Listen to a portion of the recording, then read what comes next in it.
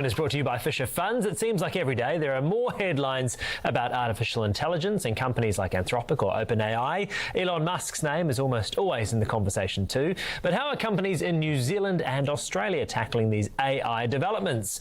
We're going to discuss that this morning with Robbie Urquhart, Senior Portfolio Manager for Australian Equities from Fisher Funds. Good morning, Robbie. Glad to have you back. Chris. What are we seeing and hearing about how local companies are using it? Yes, well, I mean, we could talk about this topic for hours. If you go back about 6 to 9 months ago, the conversations were pretty binary, and there was a lot of conjecture involved in the conversations around, will AI benefit your company or will it harm your company? And we also saw investors in the market react in a very binary fashion. You were either thrown into the AI winners camp, share price went up a lot, or the AI losers camp and your share price went down.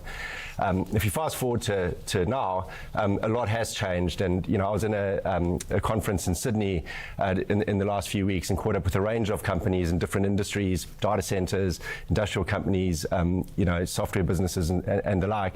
AI was layered into all of those conversations, but the topic of AI was much more nuanced. There were a number of themes that were coming through and were common to a range of those different companies.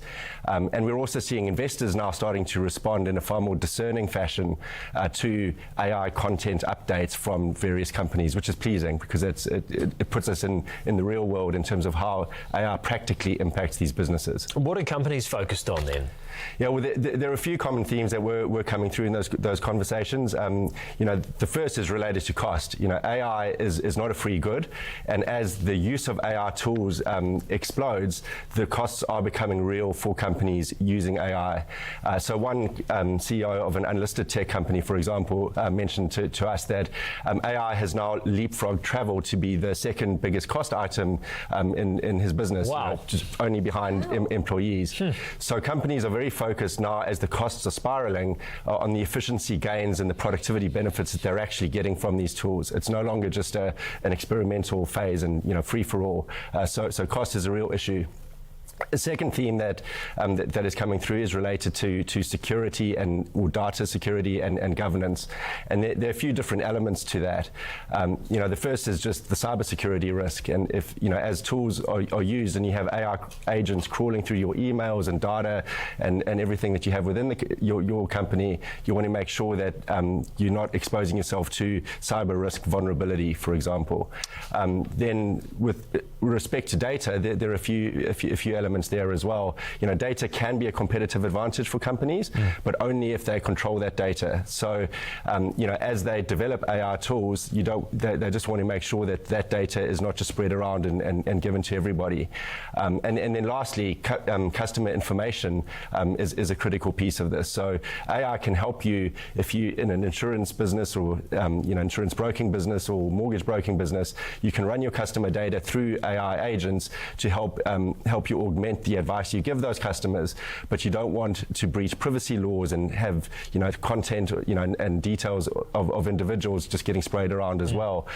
So ensuring that, you know, these companies to varying degrees are having conversations with the likes of Anthropic and OpenAI to ensure that there are sufficient guardrails around the use of AI tools so that some of these issues are, you know, are not breached.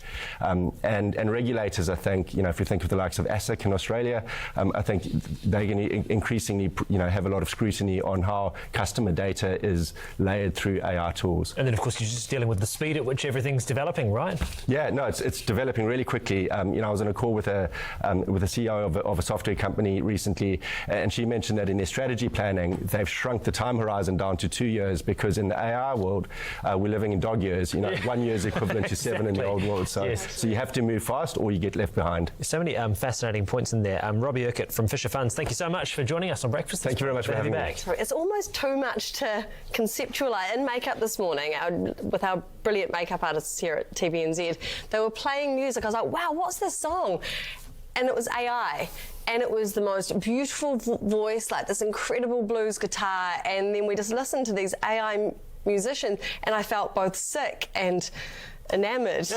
And also, my brain can't actually conceptualise the precipice upon which we are standing. It's mental. I think we've already gone over the edge. That's the problem, isn't it? It's not quite a precipice anymore. Donkey is a great analogy. E haere ake nei.